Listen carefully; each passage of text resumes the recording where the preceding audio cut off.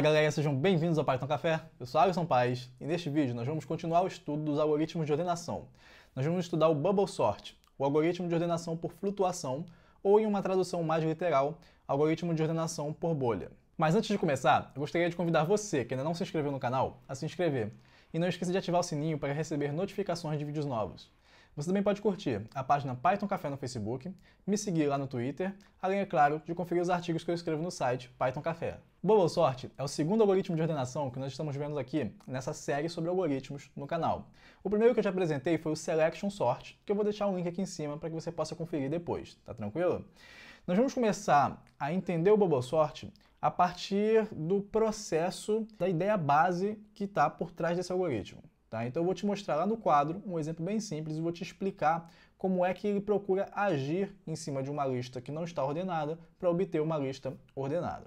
Então aqui nós temos uma lista com 6 números, 4, 9, 2, 1, 7, 8. Né? Números inteiros que não estão em ordem nem crescente nem decrescente. Você pode aplicar qualquer um desses algoritmos de ordenação que a gente está estudando em listas de dados de tipos de dados qualquer, tá? A gente está utilizando números inteiros apenas por simplicidade. Você poderia utilizar isso, por exemplo, para strings, ou mesmo para um tipo de dado complexo que você tenha construído, mas que você saiba como compará-los, né? Então, se você consegue definir que um elemento daquele tipo de dado é menor ou maior do que um outro, você pode utilizar esses algoritmos de ordenação para conseguir uma lista ordenada desses elementos. Então, qual que é a ideia base? Qual que é a ideia que está por trás do Bubble Sort? É a gente pegar e fazer comparações entre elementos que estão em posições consecutivas. Então a gente vai começar aqui comparando o 4 com o 9. Né? Então o 4 é o primeiro elemento da lista, o 9 é o segundo, posições consecutivas você compara um com o outro. Se o elemento que está na posição mais à frente, né, mais distante, ele for menor do que o elemento que está na posição anterior, a gente troca eles de posição, certo? Se não for, você não faz nada. Então, comparando aqui 4 com 9, a gente verifica que o 9 não é menor do que o 4, então não precisa fazer nada. A gente vai manter o 4 aqui na posição dele, tá certo? Depois a gente vai fazer o quê? Vai avançar uma posição e comparar o 9 com o 2. E aí aqui nesse caso, a gente vai precisar fazer uma inversão, porque o 2 é menor do que o 9.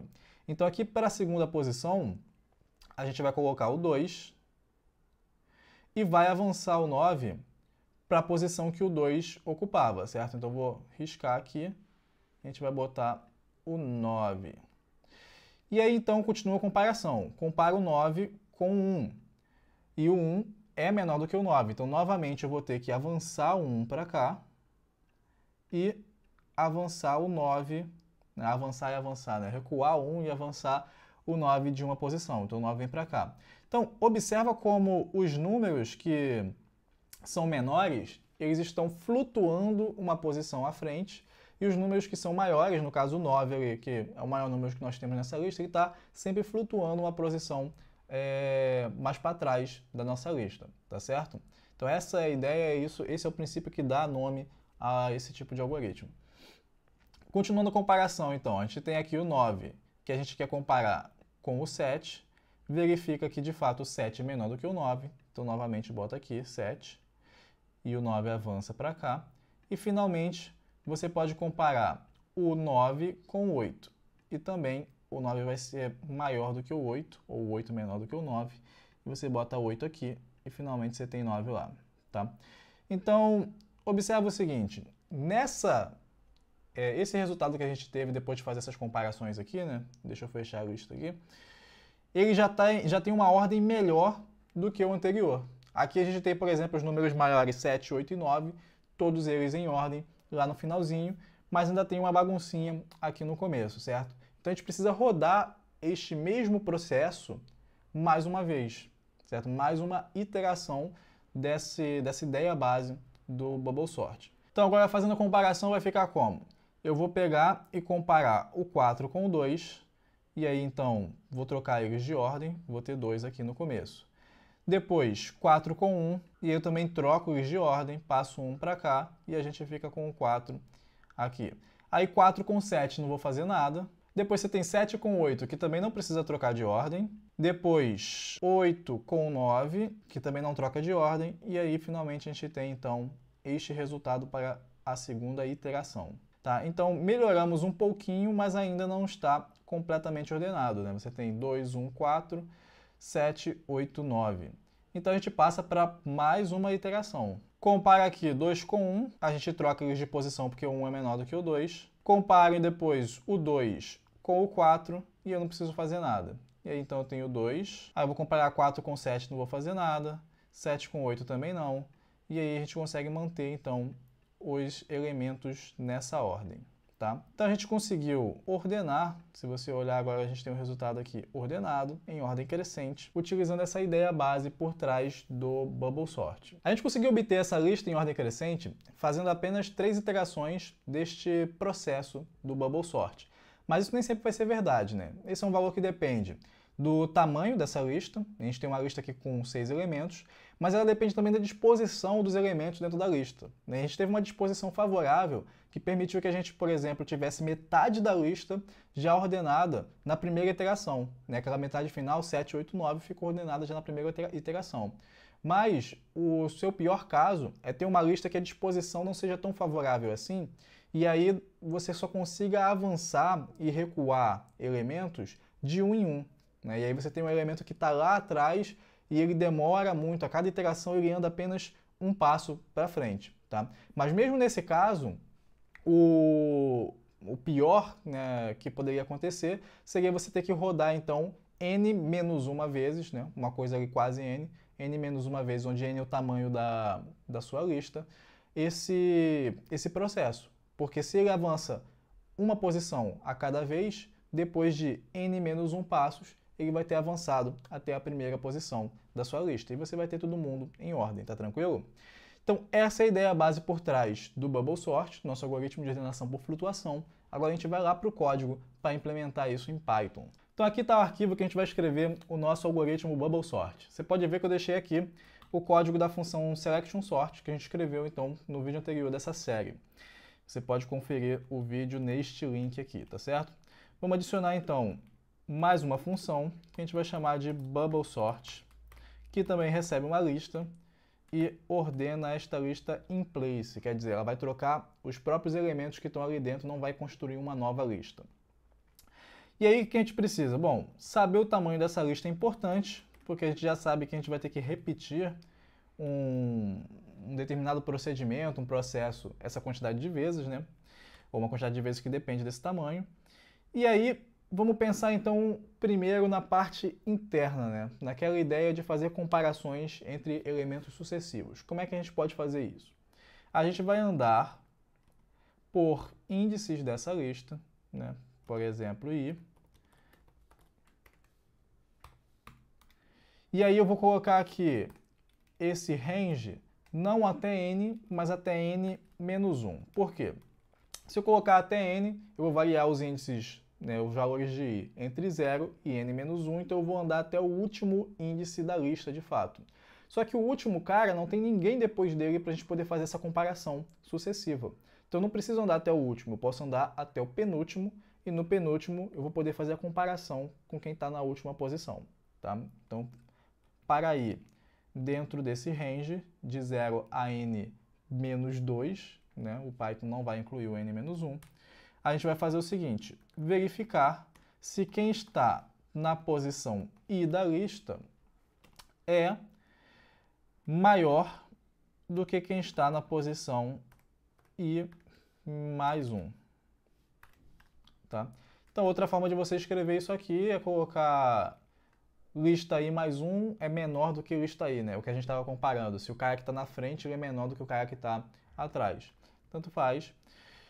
E se for, você vai fazer o quê? Você vai fazer eles trocarem de posição. Então eu mostrei aqui no SelectionSort como você pode fazer isso de uma maneira bem clássica, que funciona em diversas linguagens, definir uma variável auxiliar para guardar o valor de um desses extremos, para você não perder ele no momento que você estiver fazendo essa troca. Tá? Mas Python permite que você faça essa troca na mesma linha. Uma coisa bem interessante, você pode fazer assim, ó, lista i mais 1, é igual a lista i mais 1, lista i, tá? Então, isto aqui, essa linha 7, é equivalente a essas três linhas aqui, 19, 20 e 21, tá certo? Mas isso funciona em Python e em algumas outras linguagens.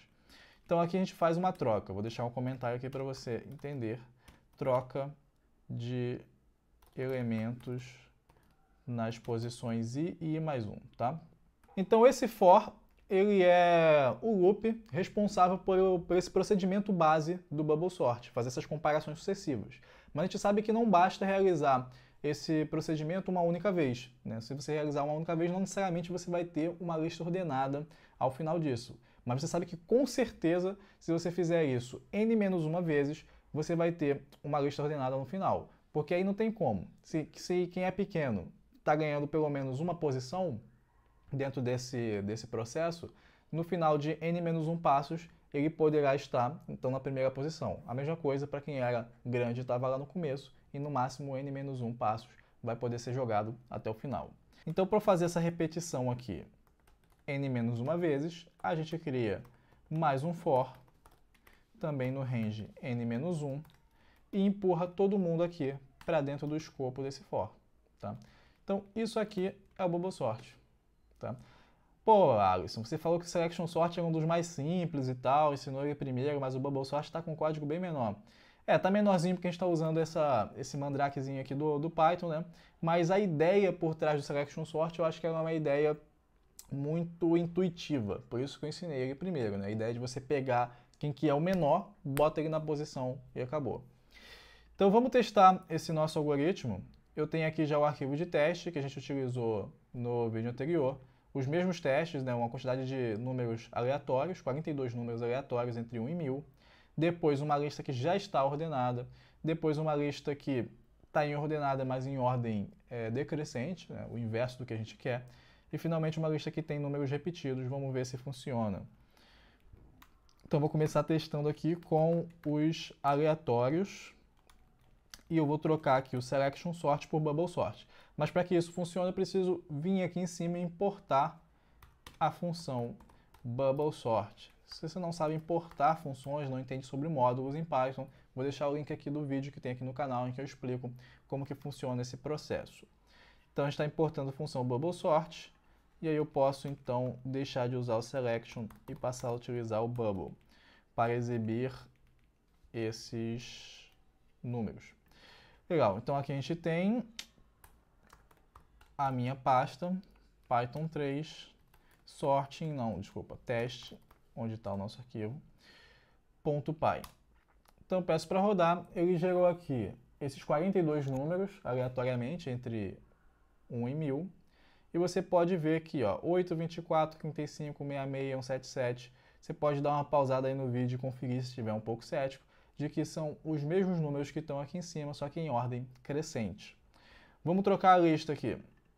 Vamos pegar essa lista que já está ordenada e ver se ela continua ordenada. Então tá lá, ó. É até mais fácil de ver porque está batendo cada coluna com o número correspondente, certo? Vamos pegar aqui a lista invertida. Salvar, rodar novamente. Então, tá aqui, ó, 117 que estava como primeiro elemento, passou lá para o último, 90, 88 e assim vai. Vamos pegar a lista de números repetidos e ver se ele não vai embaralhar ninguém. Então, 0, existia um único 0 de fato. Existem 3 1s nessa lista que ficaram aqui agregados. Depois, 4 4s, 2 5s, 5 7s, não, 6 7s e depois 2 9s, tá? Então tem a mesma quantidade de elementos e os repetidos estão ali agregados e em ordem. Então a gente tem um bubble sort que funciona, né? Ele é eficaz, ele pode não ser muito eficiente, assim como o selection sort não é. A gente vai fazer uma análise da complexidade desses algoritmos num outro vídeo, tá certo? Então galera, esse vídeo vai ficando por aqui. Eu espero que você tenha compreendido como é que funciona o bubble sort, tanto a ideia por trás do algoritmo, quanto como que você implementa este algoritmo em Python e em outras linguagens, tá? O processo é o mesmo. Se você gostou desse vídeo, não esqueça de deixar o seu like, nem de se inscrever aqui no canal para dar aquele apoio ao trabalho. Dúvidas e sugestões serão sempre bem-vindas aqui na seção de comentários. Muito obrigado e até a próxima!